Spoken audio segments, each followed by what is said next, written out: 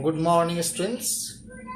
Good morning. And today, I think that you have already understood all kinds of explanations as well as the things that are mentioned with the poetic devices in the first, second, and the third videos.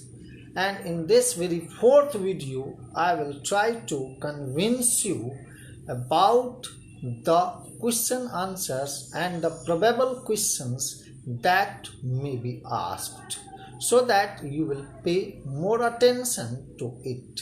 It is about a thing of beauty is a joy forever, written by John Keats. And so the first question arises, who is the poet of the poem A Thing of Beauty?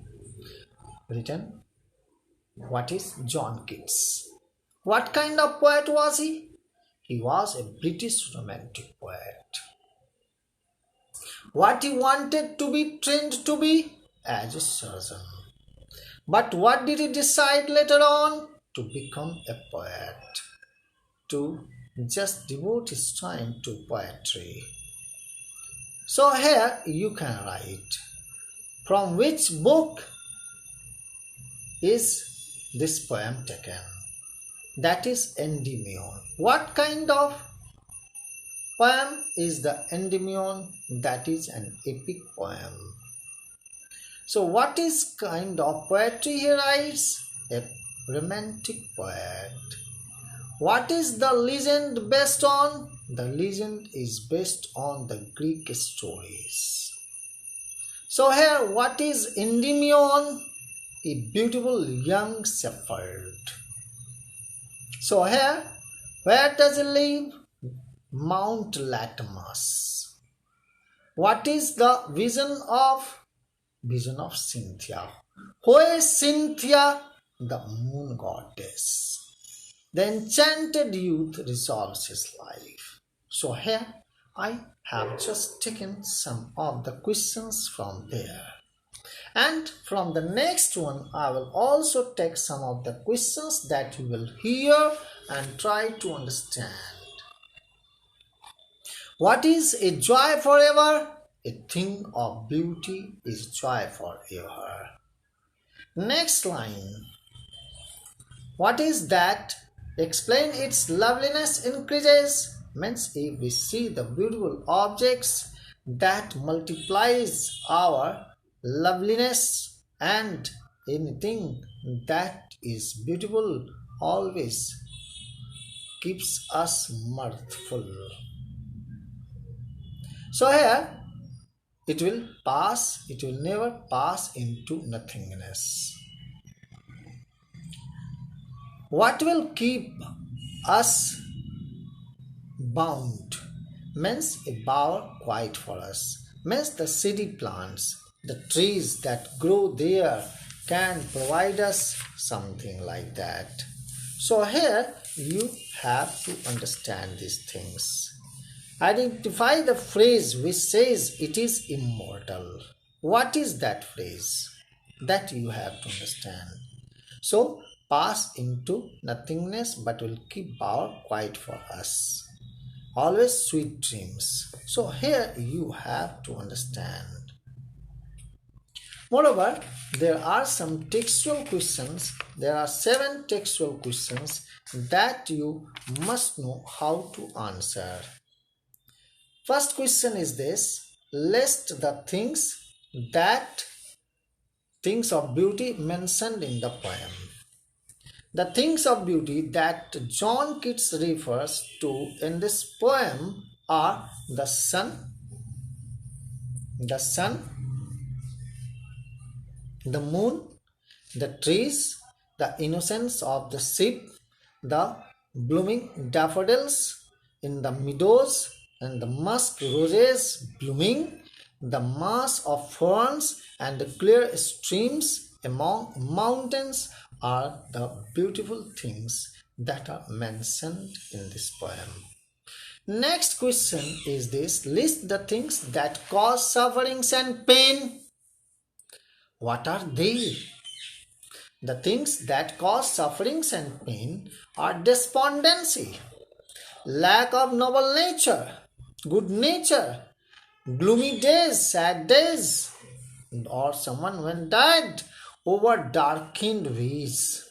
The pain and suffering that Keats has experienced in his life made him feel that sadness, pain, and sufferings are present in everybody's life. So, Keats could not remain indifferent to the pain and hopelessness on account of the human dearth of noble nature on earth.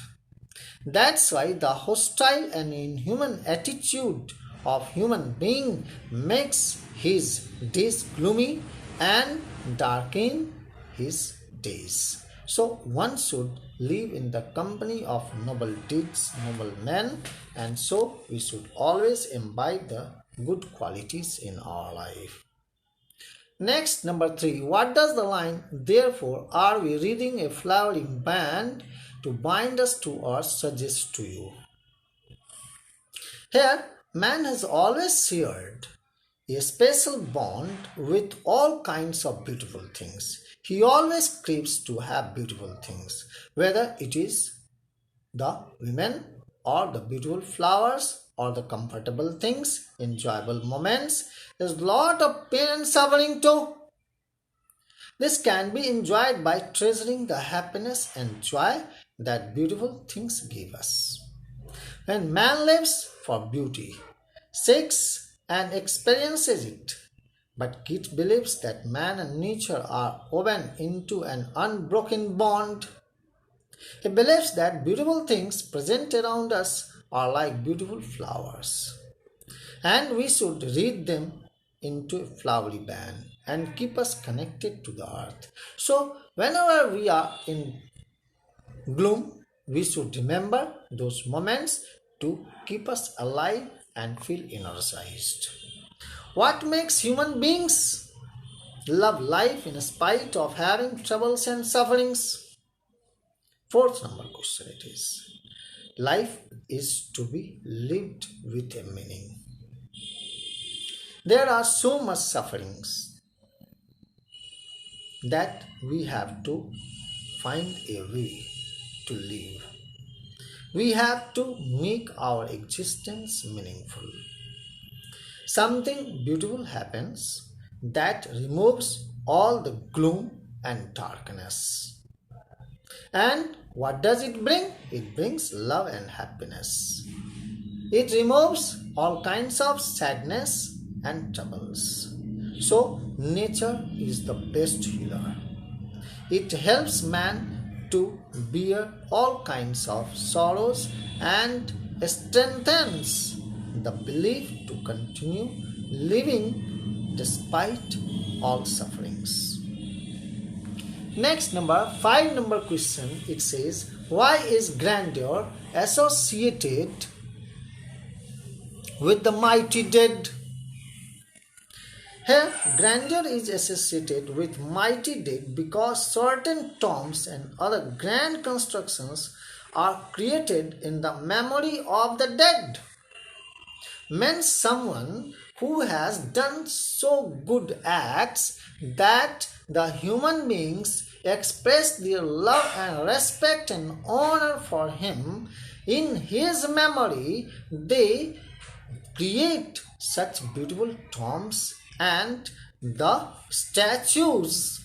Moreover, when they die, they just lead a big procession till their graveyard so that their cremation in the place of burial, funeral ceremony, that should be a grand one.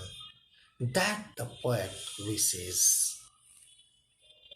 Number 6. Do we experience things of beautiful only for short moments, or do they make a lasting impression on us? Here, John Keats believes that beautiful things always have lasting impression. On whom? On human minds. All beautiful objects like sun, moon, flowers, daffodils, rivers, mountains. These all things are present in nature. This beauty survives the trials and tribulations of time. Means time does not remain the same, it changes. As when there is sunny weather, there is cloudy weather. If there is brightness, there is darkness. If there is happiness, there is sadness. So we have to bear it in our mind, keep it in our mind. So a thing of beauty never ceases to be and never passes into nothingness. But all these beautiful thoughts, beautiful scenes, beautiful sights of nature keep us alive. What images? Last question, 7 number. What image does the poet use to describe the beautiful bounty of the earth? Beautiful bounty of the earth. What does he mean? He means to say that he uses the expression an endless fountain of immortal drink pouring unto us from the heavens being. Means all these things present on the earth like shady trees, mountains, trees, rivers, clear rivers, sun and moon, and the innocent sheep.